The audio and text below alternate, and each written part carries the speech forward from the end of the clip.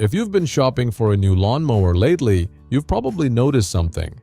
Robot mowers are everywhere. They promise to mow your lawn automatically while you sit back, relax, or do literally anything else. Sounds perfect, right?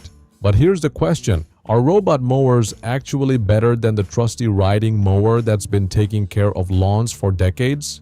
Well, not exactly. The truth is these two machines are built for completely different kinds of homeowners.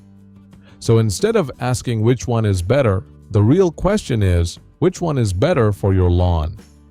Let's compare robot mowers and riding mowers side by side and find out.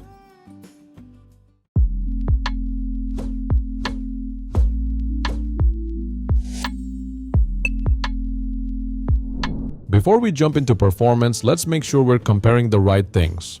A riding mower is exactly what it sounds like. You sit on it, drive around your yard, and mow the lawn yourself. Most are powered by gas, although electric models are becoming more common.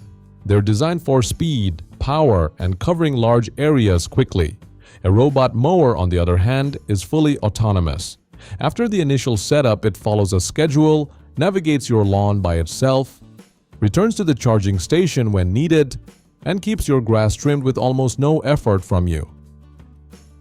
Price-wise, riding mowers usually start around $2,500 and can easily go beyond $5,000 depending on the size and features. Robot mowers have a wider range.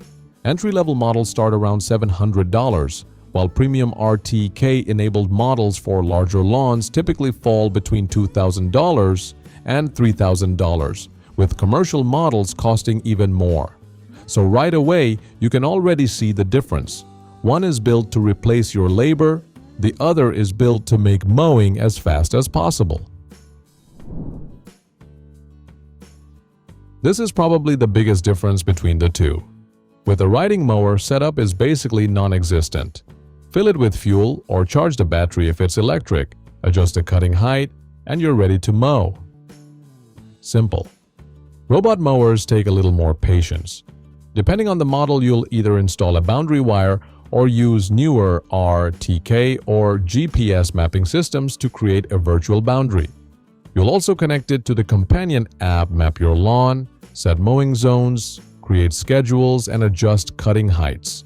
The first setup may take anywhere from 30 minutes to a couple of hours depending on your property, but here's the payoff. Once everything is configured, you rarely have to touch it again.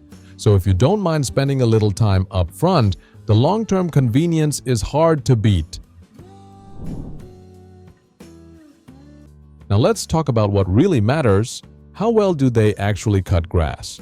Riding mowers are built for raw power.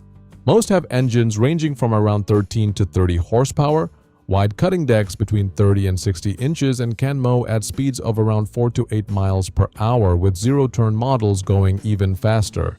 That means you can knock out a large property in a single session. They're also excellent for cutting tall grass, thick weeds, and neglected lawns. Robot mowers work differently. Instead of mowing everything once every week or two, they trim a little bit almost every day. Most travel between half a mile and around 2 miles per hour using small razor blades that continuously trim the grass. Because they're mowing so frequently, your lawn stays consistently neat.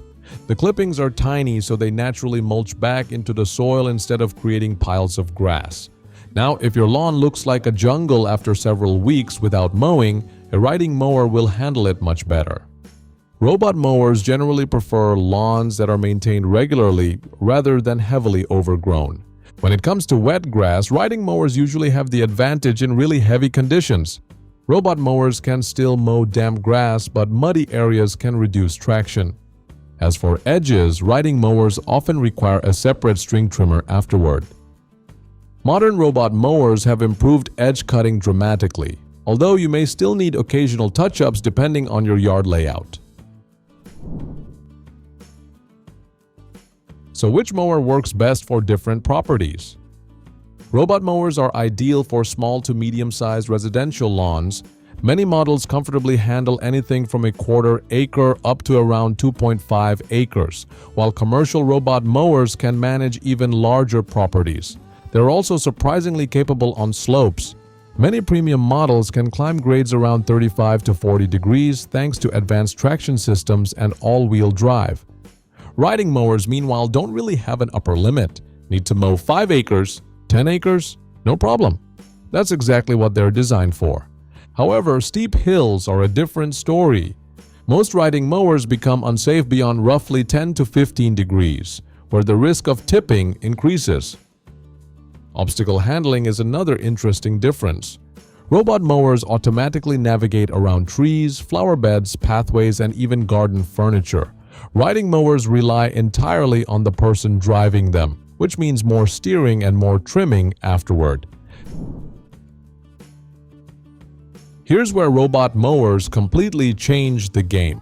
A riding mower demands your attention every single time you mow. Depending on your property, you could easily spend 1 or 2 hours actively driving every week. And let's be honest, most of us don't always feel like giving up part of our weekend just to cut grass. Robot mowers work on a schedule. They quietly head out every day, or whenever you program them, trim the lawn, recharge automatically, and continue where they left off if needed. Your only real job is checking on them occasionally. So if your goal is to spend less time mowing and more time actually enjoying your yard, robot mowers have a clear advantage.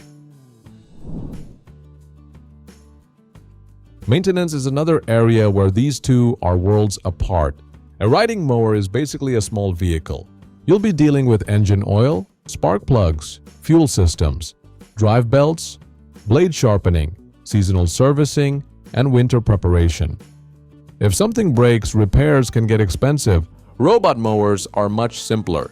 You'll replace the small cutting blades a few times each year, clean the sensors occasionally, and keep the charging dock free of debris. That's about it. Eventually, you'll replace the battery after several years, but overall maintenance is significantly lower than a traditional riding mower. So, who should actually buy a robot mower? If you have a small or medium-sized residential lawn, want a consistently perfect-looking yard, prefer full automation, don't mind spending a little extra upfront, and simply don't enjoy mowing, a robot mower is probably the better investment. Now, who should stick with a riding mower? If you own several acres, regularly deal with thick overgrown grass, need maximum speed, work on commercial properties, or simply prefer traditional equipment without relying on apps and automation, a riding mower still makes the most sense. At the end of the day, there isn't one universal winner. It all comes down to your property and your priorities. If your lawn is relatively manageable and you want mowing to become something you never have to think about again, a robot mower is incredibly hard to beat. But if you need serious cutting power, maximum speed, and the ability to tackle huge properties or heavily overgrown grass, a riding mower is still the king. So before buying, ask yourself 3 simple questions. How big is my lawn? How rough is my terrain?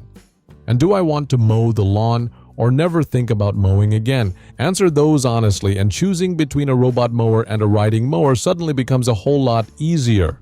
So that's all about robot mower versus riding mower. And let us know in the comments which one is best suited for your robot mower or riding mower. Thanks for watching. See you in the next one.